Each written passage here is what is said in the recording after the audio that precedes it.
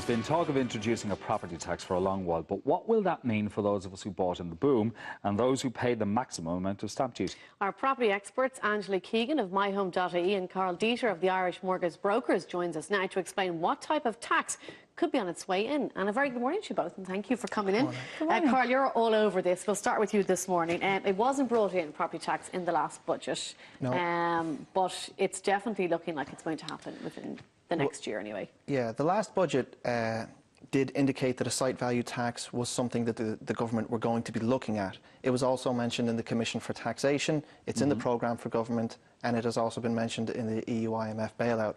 So some kind of renewable tax is likely to come in. The question is, will it be a property tax, which takes into account the size of your home, or will it be a land value tax or a site value tax, which only looks at the parcel of land that you're on and taxes you based on that?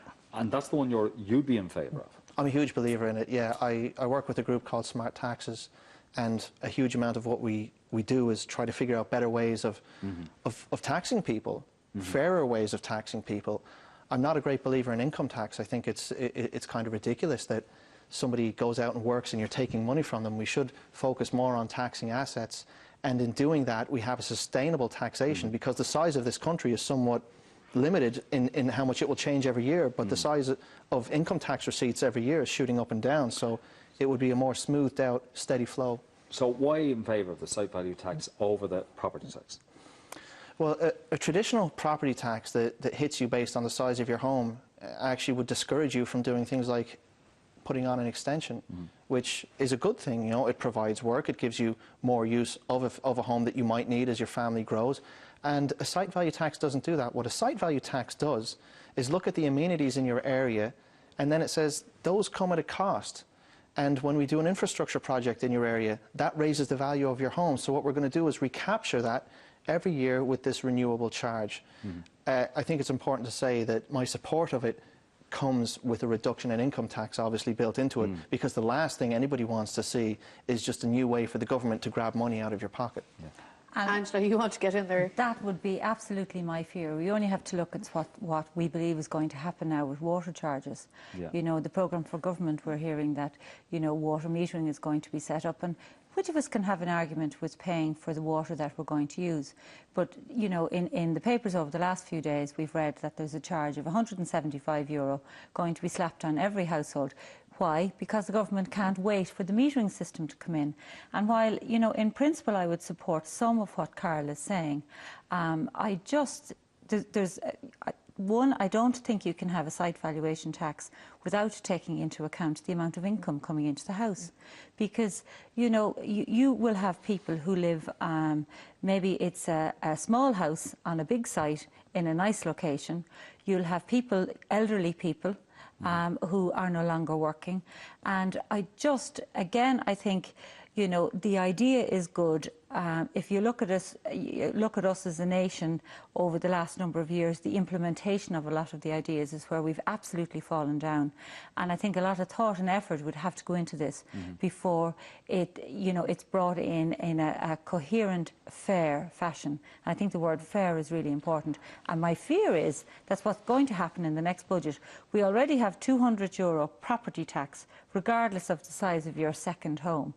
And my absolute fear is that there's another, €1,000 slapped on your family home, while the methodology is being worked through. And would it really be up to €1,000? I mean, Carl, could it be that much after people have paid massive amounts of stamp duty already? Yeah, it could well be. You see, I think it's important, though, to draw the distinction between a tax being a good idea and bad implementation, which is what really Angela is talking about.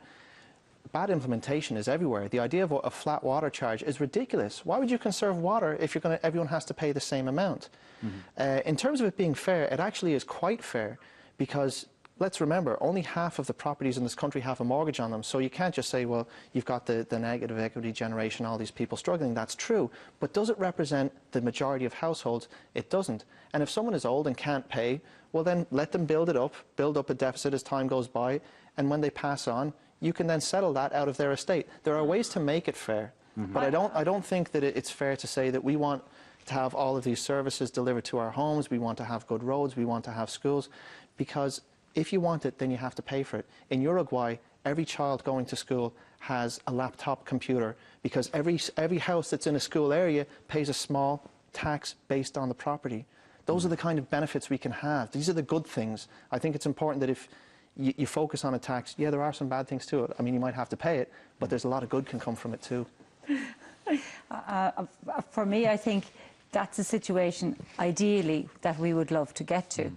But, you know, you talk to somebody who's paid, you know, an enormous amount of stamp duty because they had to over the last number of years, who's now, you know, lost their job or their income is, you know, reduced substantially, can't afford to pay it. The idea of building up an amount that they're going to have to pay back when they have some money or when they pass on, I just think if that happened, I think the honeymoon period for the government wouldn't last very long. Well, let's take a look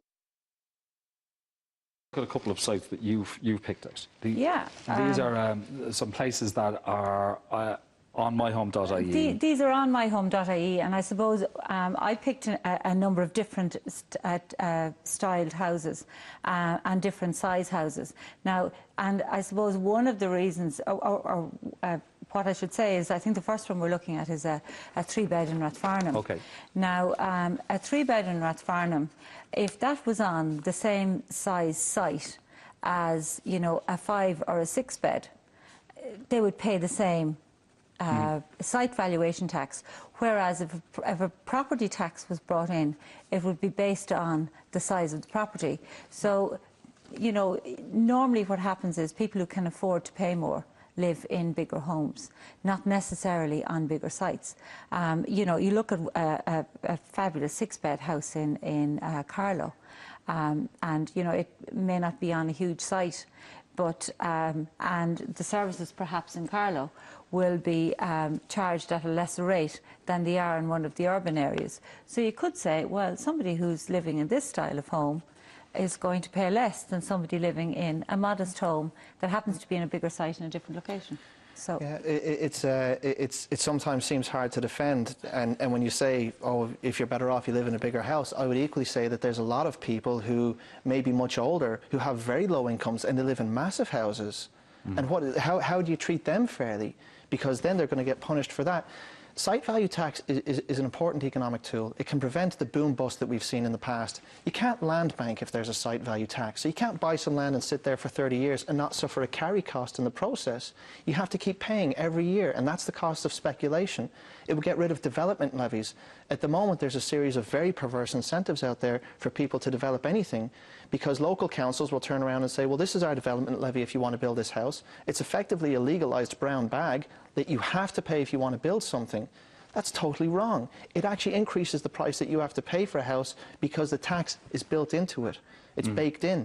It would be far better to say, listen, this is what the tax is in this area. If you want to build something, you're going to have to pay. You know it in advance. And anybody watching this show, if they want to know more about site valuation tax, they can go onto your website. Yeah, because it's a tricky subject, I decided to put something up for the TV3 viewers. If you go to mortgagebrokers.ie and click on the blog, there's one up there that says TV3 viewers, everything about site value tax. Okay. Fantastic. Great. Angela and Carl, all right. thank you so much for coming on this morning. Thank you. After the break, lowering your blood pressure, can cutting back on salt help? GP Ciara Kelly will be here to explain. Plus, passed down from generation to generation, with each telling their own story. I'll be finding out about the dedication and love